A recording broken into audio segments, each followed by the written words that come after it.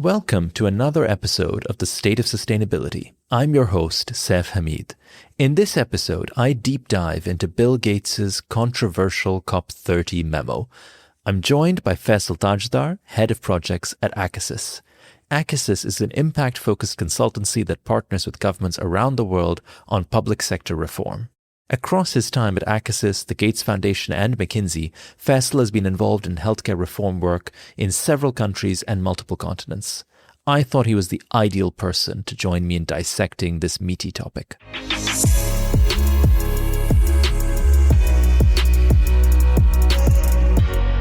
Faisal, so excited to have you with us on the show. Where did we find you today? I'm in New York. Good stuff. Well, I hope it is not as cold, not as dark, not as depressing as London is right now. I hope so too. All right, good. Well, on dark and depressing notes, we wanted to jump into the Gates memo, actually. And I think it's actually gatesnotes.com. If anyone wants to look at it, we'll put it up in the show notes as well. This has caused a little bit of a stir in the climate community. And so I just want to recap context for our listeners. So Bill Gates, of course, has been a massive proponent of climate change mitigation work. He's done a huge amount just to fund innovation in new energy, alternative energy sources, storage, really across the full spectrum of technologies needed to mitigate climate change. What was a little disturbing for some of us who have been following along with his work and have been big supporters of his work is that he wrote this memo just before COP30, and the memo seemed to qualify what has, until this point, been fairly full-throated support for, let's say, the climate change management movement.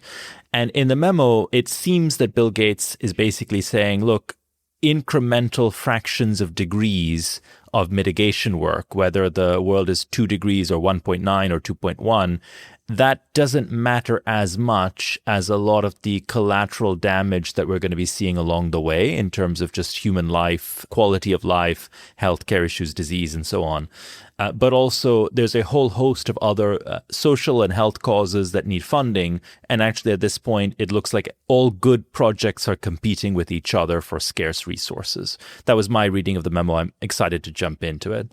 But at the same time, there have been obviously a number of responses. One response that I found quite interesting was a response from Peter Singer. Peter Singer is quite close to altruistic because he's one of the main figureheads for the effective altruism movement. And that's one of the things that gave us our name as a company. Altruistic, our registered business entity, is also called Expanding Circle, named after a Peter Singer book. And Peter Singer wrote what I thought was quite a nice, pithy response to the Gates memo as well. And so I thought it'd be super fun to have you here on the show, Faisal, because of course you've worked for the Gates Foundation, but also you're kind of really at the cutting edge of a number of the interventions that I know are quite close to Gates's heart when he writes this sort of a memo. So I thought we could have quite a fun conversation just around almost like a debate, I guess, right? Like, do we agree with this position? Do we not? Do we think actually, Gates seems to have lost the plot. This is a bit of political pandering, or actually, no, this is a fairly legitimate argument. So that is my bit, Faisal. That's why I thought this would be a fun conversation. Yeah, which hopefully it's not oppositional views. I do work in health reform nowadays. Exactly. Well, that's why it's fun, right? That's why it's fun. We have health reform and we have climate change, basically duking it out. Well, maybe to start right, Bill is not someone who is driven by one agenda or one topic, right? Truly is someone who has interests in a diverse amount of items. And, if you look at his giving, if you look at, he has chosen to spend time still close to Microsoft. He's still involved in what they're doing in terms of AI. If you go back historically, you'll see he predicted a lot of the things that have happened in tech and in AI sort of in the 90s. So he's stayed close to that. He spun up the Gates Foundation, where he works on actually a number of investments to just improve lives and livelihoods, and just actually fundamentally driven by the mission of every human life has equal value, and they should make investments to actually make that manifest. And then he's spun up Breakthrough Energy to work on climate challenges. And so he's someone who genuinely seems to be focusing on all these different problems. And what I appreciate about the memo is to say, okay, I can't be a one issue person, right? But rather, if you look at in totality and look at what's happening within global development right now, and actually more broadly, what's happened as a result of a massive pivot in terms of the US's position on a variety of issues that are close to his heart, what does he think is important, right? And that's what he's trying to respond to. I found his note compelling, right? And the reason for that is, so the US is stepping back from climate in a massive way from a government perspective. But, and Saif, you can correct me if I've got this wrong, but I think a lot of what's happening that's interesting in the climate space is driven by, in terms of government spending in the US, a lot will actually still be driven by states and by what states choose to invest in, also what they choose to do in terms of regulation. And a lot is actually just being driven by private sector and market forces. There is a need to continue investing in innovation. That I think is true for sure, right? And I think that's why Bill peppers the entire note with, here are things I have invested in that are actually trying to solve the various problems when it comes to getting to net zero. But I suppose the pivot in the US is not as consequential as their pivot in health. The US stepping away from global development, the sort of dismemberment of US aid, that has a very real and immediate consequence. And I think across a lot of these sort of generational investments, polio eradication is one that I used to work on, these generational investments, the US stepping back has the potential to just set us back decades. And sort of, if you look at USAID and USAID sort of pulling apart the President's Malaria Initiative or PEPFAR, these things have very immediate consequences in terms of lives lost, which a variety of authors have tried to quantify. And I think that is a real impact. There is no private sector force that will step in because USAID is gone. And USAID was so massive in terms of global giving that suddenly like global development has gone down by a quarter. And there's no one who is able to step into to backfill for that. And on top of that, USAID is gone, but also a lot of the other traditional donors have also reduced their spending quite substantially. So if you look at issues of health and maybe less so economic development, but health in particular, education also, these are areas which are significantly underfunded relative to what's needed. And there is a real impact now, but also in terms of just what comes in subsequent years. So I want to come back to the funding shortfall question in a moment, Faisal. But in the meantime, I guess I want to start with a few assumptions that I think Gates makes, and also, I guess, assumptions which I think really draw the fault line between this argument. One is that the case for climate change is a question of degrees, and that actually incremental points of warming are on a spectrum rather than binary, rather than that they trigger some collapse. And I think the Singer note was quite forceful in that it says, look, it's not just a question of 2.1 versus 2.2 versus 2.3. It's actually 2 is already quite a lot, frankly. No one is talking about 3 or 4 degrees in policy circles anymore, and Gates seems to sort of take that in his stride. But at the same time, the reason that we want to try and constrain climate change within a certain spectrum is because actually there are a number of forces that get triggered beyond a certain point where actually we don't have control over this anymore. And it actually takes on its own momentum, where you have melting ice caps, you have potential ocean warming, you have massive amounts of CO2 being released into the air, etc. And those things are not just about setting us back a few decades of progress, they're about irreversible change. And if you look at malaria, polio, these are obviously serious issues, but there's a difference between moving back a few decades and moving back irreversibly, basically, or moving into a new zone altogether. And I think that's kind of the first assumption. The second is, I think that Gates kind of assumes that innovation gives us a bit of a blank check in some ways. And I agree he has a lot of historic data behind this, where he says, look, we've actually moved the curve meaningfully over the last 10, 15 years, and innovation will do a lot more. But I think that it is, I guess in some ways, a little triggering to feel like we're passing the buck on to the next generation to figure this stuff out and make sure that they pick up the tab. And the third thing, and I'd love your views on all of these actually, the third thing is Gates sort of seems to almost assume that certain parts of the world are going to have a really bad time of it. But that's not most of the world. And I think that those parts of the world that are going to have a really bad time of it are going to be hit really hard. And it's going to be, again, irreversible sorts of impact. I'm thinking Bangladesh and, of course, countries like Pakistan and India. But let me pause there, Faisal. Would love to, if you can retain all of my little monologue, I would love to get your views on that. Yeah. To be honest, I'm not sure if he's saying these tipping points don't exist. Right? Reading through the memo, I'm not saying he's dismissing that these things might happen. I think what he's saying is the trajectory is good, right? Or it's not as good as I think he would have wanted, actually, right? Not as good as he would have wanted when he started giving this area and started caring about this area. And it's certainly not as good as many who are part of the climate movement would aspire towards, right? Actually, we've always systematically come in far worse than actually what's necessary. But I think what he's arguing is the momentum is there and that the momentum will sustain. And I think that's the point he's differentiating, is that within the health and development space, there's nothing to sustain it. So there is immediate consequence of the cuts in funding. And I think that is a point that he's trying to, that's actually the assumption, right? Which it would be good to get your challenge on. Yes, the U.S. government right now is formally being incredibly disruptive to all sorts of things, all right, in the climate space as well as a number of other areas. So the U.S. government stance is one that is not acknowledging climate change, not acknowledging any of the global agreements. But I guess the question is, has the pace of innovation reduced markedly? And I think it's probably too early to tell, but it's like, has that reduced?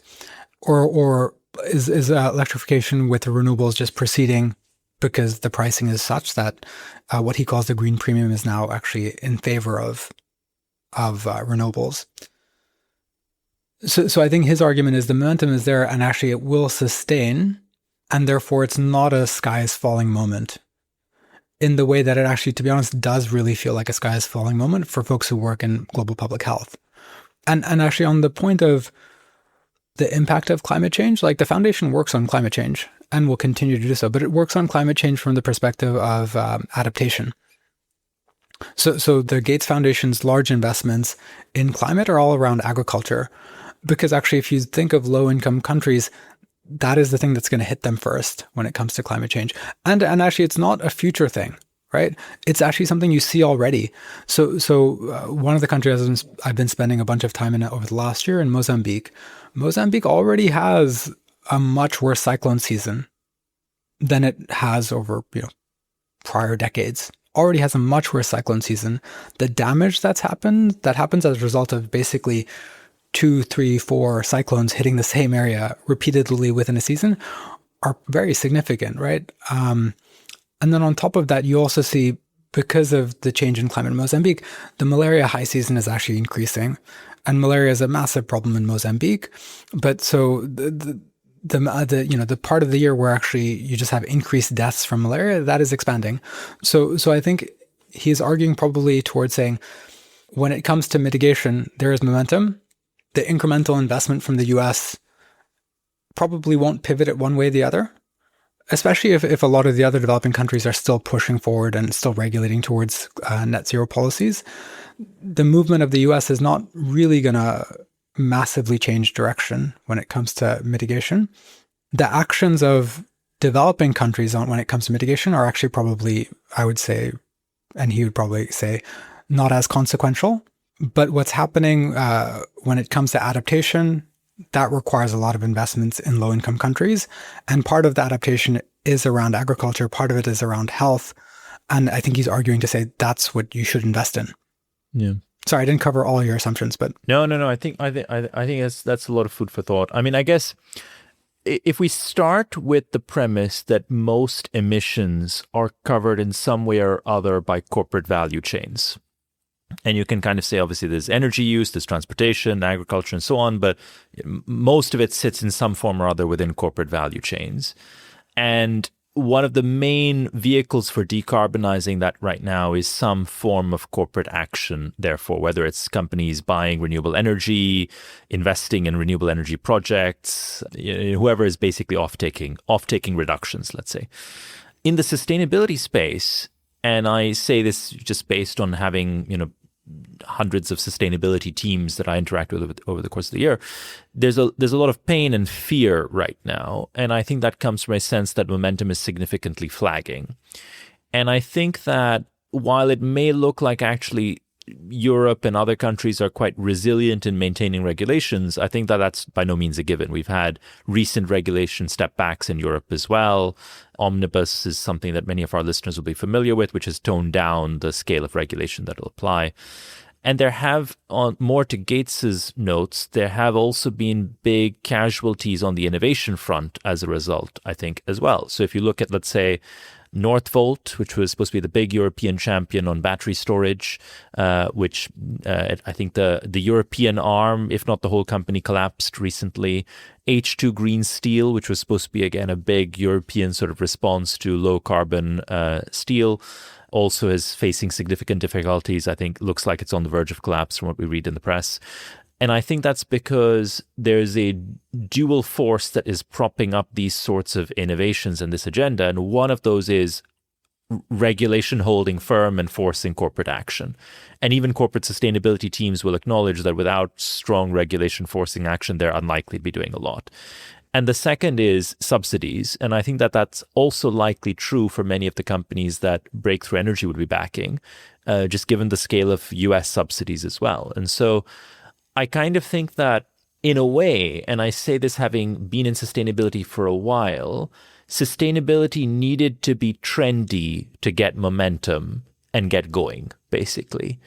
Whereas healthcare and vaccines and malaria and polio have had a long history of progress. It's very unlikely that those sort of collapse wholesale. Maybe funding takes a step back, but it's unlikely that just the whole movement sort of collapses within the span of 2 years, which is sort of not an unrealistic possibility in the sustainability space. Yeah, so I guess the debate point is actually how much will the momentum carry forward? Yeah. Right? Because so for the cases of the companies that are potentially have or may potentially go bankrupt, I guess the question might be actually like is what's required sort of further government investment or subsidy or regulation of the market to make those companies profitable? I don't know enough about them to say yes or no. Maybe you can answer that actually. Would that be the view? This podcast is brought to you by Altruistic. Sustainability teams have one thing in common. They all have messy data sitting in silos across the business. This means 60% or more of their time is spent getting data into shape and not making sense of that data or using it to drive action. Altruistic's AI-based tools can help. Meet Evie, your in-house, always-on-call sustainability assistant. Evie works alongside you and your teams to clean up and transform your enterprise data into usable emissions calculations. Even better, Evie helps you interrogate this data, working like the junior analyst you wish you had. AI alone won't solve all your problems, but data transformation is one you can cross off your list. Visit altruistic.com to find out more. That's altruistic with a Q. I think that you really have to piece apart the business cases for some of these things, because often what makes the business case work is a combination of an expectation that there's an off-taker who will pay a premium. So someone is going to pay you more for your low carbon steel, let's say. There's often some element of credit or, it could be an ETS trading scheme credit, similar to how Tesla's been making money for years. And there's probably also just an assumption that demand is there. But I know, for example, companies that have invested in new types of furnaces making packaging that is 60% lower emissions. And to quote one industry association, we thought the customers would be lining up at the factory door and no one came. So there's a lot of this, I think, in the climate space where the very fact that even Gates is talking less about a green premium as a value prop for sustainability interventions and more as a challenge to be overcome, I think tells you a little bit about how the business case is changing, where sustainability intervention needs to be cheaper now to be viable. I'm glad you mentioned the green premium, right? Because that is language that Bill has used for years. So actually even before the current sort of funding crisis and development. So like the book he published a few years ago on climate, his actually primary framework of thinking about it is the green premium, where the investments, government policy, everything you're trying to do is trying to remove the green premium. And I think it's because, so actually your point of a lot of the emissions being within corporate value chains is actually why, right? Because as long as actually the emissions are in corporate value chains, you're either going to have to bend someone's arm to the point of breaking, right, to get them to decarbonize their value chain, or you just need to actually put the pieces in place such that it's actually in their incentive, or sorry, in their shareholders' best interest for them to decarbonize it. So I think that framing of looking at green premium in various parts of whether it's transportation, electrification, right, agriculture, or manufacturing, right, he's actually viewed it that way pretty consistently for some years. And I think that's how he also thinks of the breakthrough energy investment portfolio and what governments should do and how they should try and work on climate. And I think that's actually a good frame also because, like, fundamentally it is a matter of decarbonizing the economy, right? Like, it's where you have more GDP, where you have more transactions is probably indicative of actually where you have more emissions. It's why the developing world has relatively little when it comes to emissions. So that view of put things in place that removes the green premium such that the private sector just will start marching towards a net zero future, it does make sense to me, versus the one of you need COP30, right, for governments to take big actions and make big investments to suddenly get to net zero. So that framing is attractive to me. I don't know how correct it is, right? You've thought about this much more deeply than I have. Because I guess the other thing that I worry about is I remember chatting, sorry, this might be a long anecdote, but I remember chatting with an investor who worked in energy, right? That was his portfolio. And at some point, the large asset managers all said they were going to divest from coal, right? And what he pointed out is all that's going to do is force coal mining companies as well as companies that operate coal power plants into private equity, where actually there'll be less transparency in terms of what they're doing. The people who own those companies will actually still make a terrific yield. And actually, because valuations will be battered down, they'll buy them on the cheap. They will still produce because people will still buy their electricity if it's cheaper. And so all it's going to do is actually just squirrel it away somewhere else. You won't actually change the net picture. And I think that's actually what's happened, right? Is if Vanguard, BlackRock, and sort of the other large asset managers and actually the investment banks say, we won't mediate in these transactions, you force it into private equity hands. You don't get rid of it. And I think that is possible, especially in a globalized economy, right? That's possible in multiple sectors, right? You'll just push the emissions into an unregulated country. So I have several concerns with the idea that we have to make the sustainable innovation cheap enough that there is no premium. And that's the only way this survives. And one is because I think that the example that we usually hold up for this is renewable energy, where we say, look, renewable energy has caught on and it's moving, and a big part of that is because it's cheaper. At the same time, there's a large growing market for renewable energy certificates that are being traded and purchased by corporations to subsidize renewable energy projects. And so that's basically a premium. It's just the premium is being covered by another entity. There's another entity buying the premium element and getting the attribution of the emissions reduction, but the renewable energy is kind of being sold at a competitive market price. So I think that a little bit of this is based on, I think, a cherry-picked example.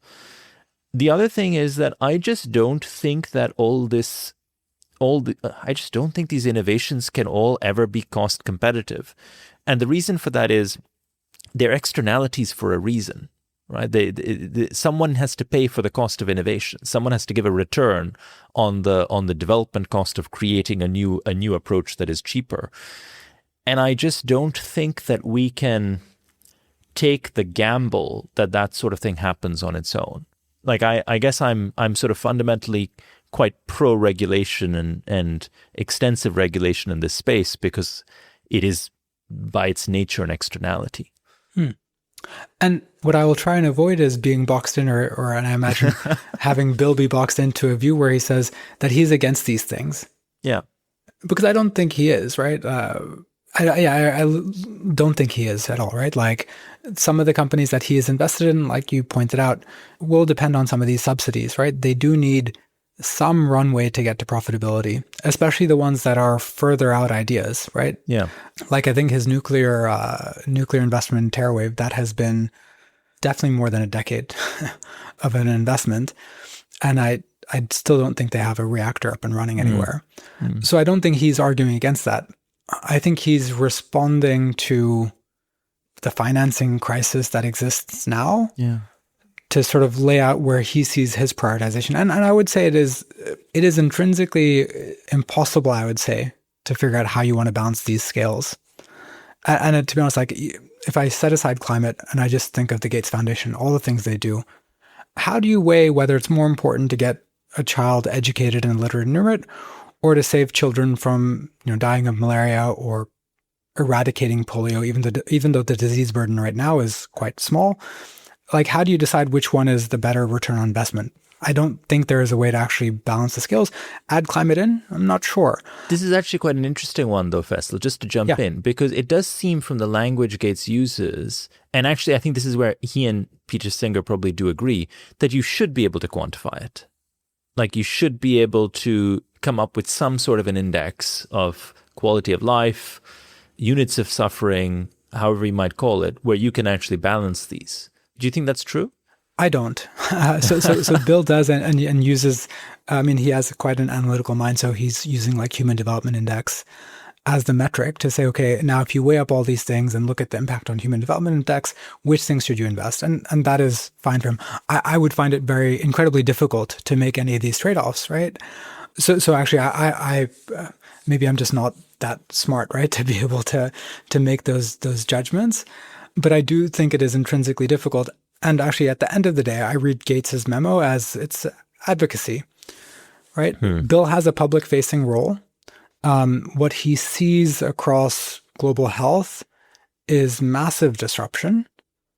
Like literally, it is massive disruption that will result in hundreds of thousands of lives lost as you play it forward. And what he's what he's putting out in the world with his memo is a bit of advocacy to try and at least get the US back in, if not other donors, and maybe actually to also get philanthropists. I don't think philanthropists alone would make up for US aid, just given the quantum of actually the giving that the US has done historically. But he is trying to advocate for people to actually come back into the global public health space. Do you think that there is competition for funding? Do you think climate change competes with healthcare, for example? That's an interesting question, Saif. So overall, I think no. I mean, again, I probably have a naive understanding of government, but I don't think they come out of the same budget lines, right? And actually, like, so there might be a development budget, right? But the climate budget is somewhere else, right? And it's negotiated separately. It's negotiated based off of political realities or actually political desire of what the government wants. So I don't think there is that trade-off. Where you see some trade-off, where they pull out of the same budget, is when, say, certain multilaterals, so like, say, the bank or the World Bank. The World Bank is trying to make some decisions, and they try and actually unite these, to be honest, several of these goals. So they look at climate and health together and use that as a thematic for driving investment. So there's a few cases, I think, where there's crossover, but by and large, I don't think they draw out of the same pool of funding. I mean, this is me speculating again from a naive understanding of government, equally, I'm interested in your own view. Yeah, it's kind of interesting, right? I guess because on my side of the fence, obviously, at Altruistic, the work we do is all corporate. And I actually think there's an interesting question around whether corporations should be doing more for healthcare.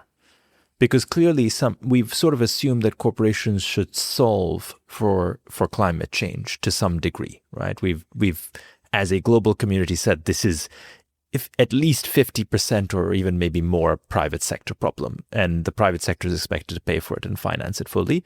We don't seem to take that approach for healthcare or other big global causes, even when I think one might, right? Like if you look at waste, for example, and the social impacts of waste and so on, we don't really have the same degree of thinking this is a fully private sector problem. To the extent that I look at philanthropic funding, my sense is that most philanthropic funding has assumed over the last several years that climate change has access to many other ways of getting funded, whereas things like healthcare, agriculture, education, etc., are more worthy of receiving philanthropic funding, and I think that was true actually. Like I think the piece that I find maybe provoking or provocative about Gates's position is less that I think climate change needs to compete with healthcare and other projects for funding and should get that funding. I actually don't think there's that much competition. I think it's more that I think that we have very limited political attention on climate change right now versus what we need. And so the way that it's framed almost to hijack a climate-oriented debate at COP30 and draw attention to other initiatives and other projects and co-benefits and so on. Whereas you kind of, if you're in my spot, you really want the focus to be on solving some really deep, long-standing issues that have been lingering at the COPs for the last 4 or 5 years. I guess, so I think you're right. Likely the memo was timed such that it would take some political attention that was focused on COP and focused on the US not showing up on COP and try and refocus that political energy and attention on issues of global public health. I think that, like I said, the memo is advocacy, right? It is to drive news attention, but also attention of politicians and the public to topics that Bill cares about, which he is absolutely allowed to do, right? So it was an advocacy play. So the thing that might get me in trouble is depends on how valuable you think COP is in terms of driving any of this, right? And there is reason to be pessimistic that COP is really going to change the direction of what's happening in terms of the climate movement. It is the big landmark event every year. And I'm not deep in the climate world like you are, but just from understanding the news, it doesn't seem like every COP seems incredibly underwhelming. Yeah, trust me, that is definitely true. And it does seem to be, and I wonder, is it a forum where it really deserves all that political attention and energy that it has, right? Or actually, are the more important discussions around climate and the investments in climate happening in other fora? For climate, actually, you need the US to do something, you need China to do something, and you need the EU to regulate. And that's probably most of the battle, right?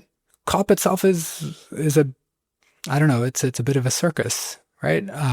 It's a massive investment junket. So from that perspective, is his shifting the political attention away from COP and the news cycle around COP and leveraging that to bring attention back to public health, is that problematic? I don't necessarily think so. If you thought actually there was some big breakthrough that would come out of COP and you wanted to keep the political attention, then yes, he's done something that hurts the climate movement. If you were pessimistic or skeptical of what was going to come out of COP anyway, he's trying to actually get some money back into public health, which the just as context of what's happening this year. This year is Gavi's replenishment. The US has walked away entirely, and so Gavi has I think it's $2 or $3 billion less. And for our listeners, Gavi basically drives a lot of the major vaccine programs globally, right? Exactly. Gavi is the vaccine fund, or the vaccine purchasing fund for the developing world. The Global Fund, which is the fund for AIDS, TB, and malaria, they're in a replenishment cycle this year. And the US is actually making an investment in Global Fund, which is terrific, but it is $1.5 billion less than had been anticipated.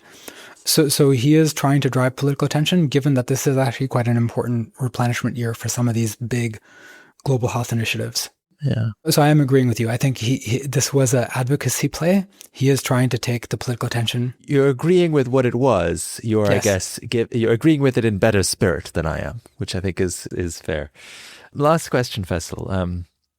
I think that when sustainability was cool, which I would say is the period between 2018 and let's say, I don't know, November 2024, a number of billionaires sort of jumped into the mix with sustainability and kind of, championed their own different causes. And you had the Bezos Earth Fund coming up and various others. And what we're finding, I think, is that a number of them have sort of pulled out since then. They've retrenched or stepped back or taken out their commitments or, just sort of soft pedaling or slow pedaling things. Out of the two of us, one of us has actually worked with Gates, and it's not me.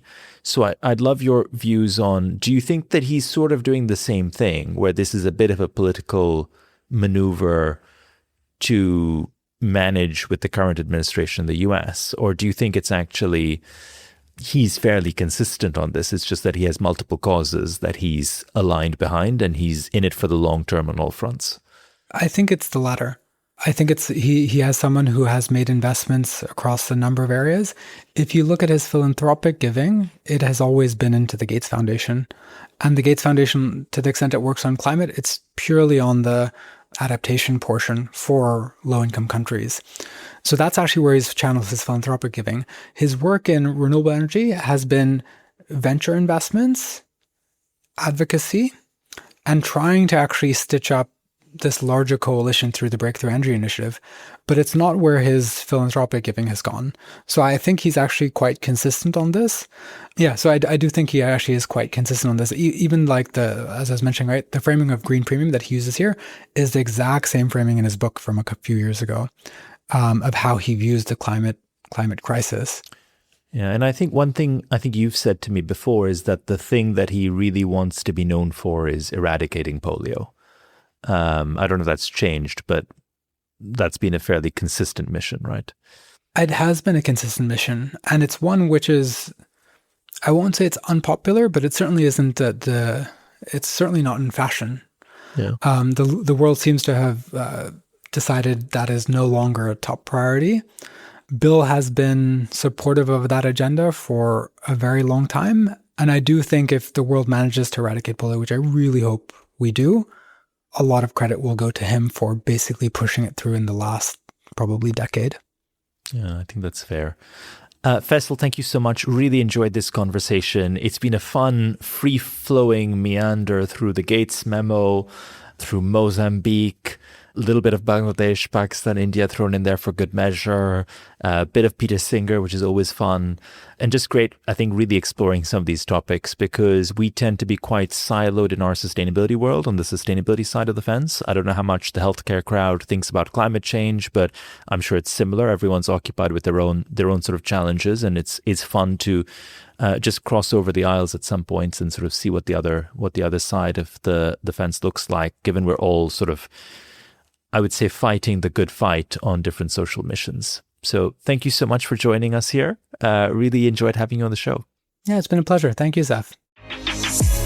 Thanks very much for listening to this edition of the State of Sustainability podcast. Please hit follow or subscribe so you get notified as soon as our next episode drops.